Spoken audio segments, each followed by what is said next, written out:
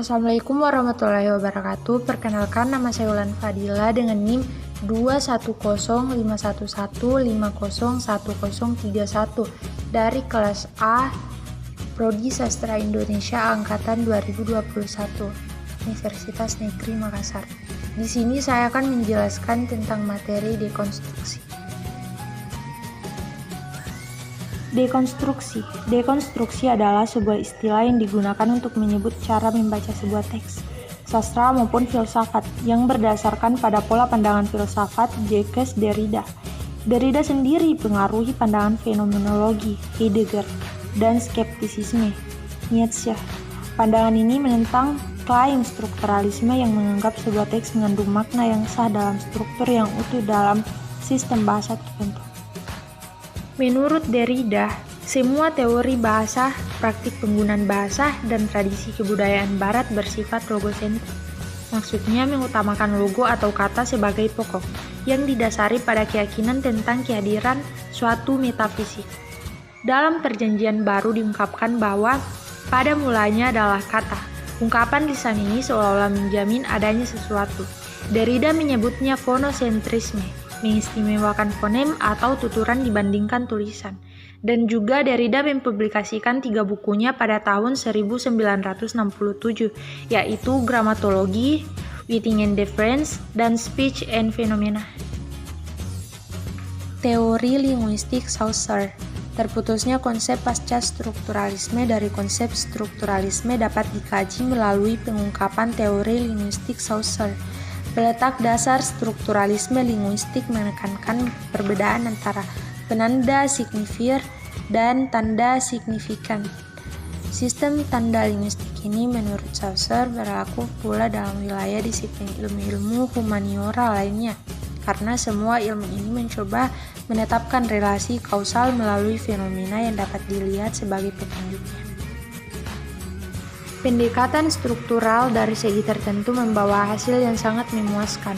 Usaha untuk memahami dan mengupas karya sastra atas dasar strukturnya memaksa peneliti sastra untuk membebaskan diri dari berbagai konsep, metode, dan teknik yang sebenarnya berada di luar jangkauannya sebagai ahli sastra, seperti psikolog, sosiologi, sejarah, dan filsafat. Bahkan dapat dikatakan bahwa bagi setiap peneliti sastra, analisis struktur karya sastra yang ingin diteliti dari sudut manapun merupakan tugas utamanya, sebab karya sastra adalah dunia dalam kata yang mempunyai kebulatan makna intrinsik yang hanya dapat kita pahami secara optimal dengan menggali struktur karya sastra itu sendiri. Kalimat ini sendiri merupakan pendapat dari Theo 1983. Konsep arti yang berasal dari Saussure oleh penganut dekonstruksi ditafsirkan sedemikian rupa sehingga pengertian mengenai teks dibongkar di dekonstruksi. Kaum strukturalisme klasik menganggap teks sebagai sesuatu yang sudah bulat dan utuh. Menurut paham dekonstruksi, bahasa bukan lagi semacam jendela yang transparan terhadap kenyataan asli yang belum dibahasakan. Foucault mengungkapkan bahwa bahasa memang pernah menjadi media yang mampu menghubungkan ketampakan alam dan kerahasiaan ilahi dan mampu mengendalikan kemahaluasan transendental.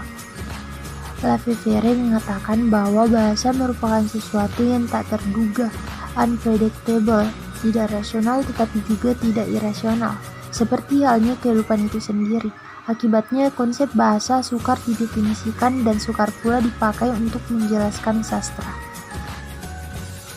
Tujuan yang ingin dicapai pada teori dekonstruksi ini adalah penyusunan kembali pada tatanan dan tataran yang lebih signifikan sesuai dengan hakikat objek, sehingga aspek-aspek yang dianalisis dapat dimanfaatkan semaksimal mungkin.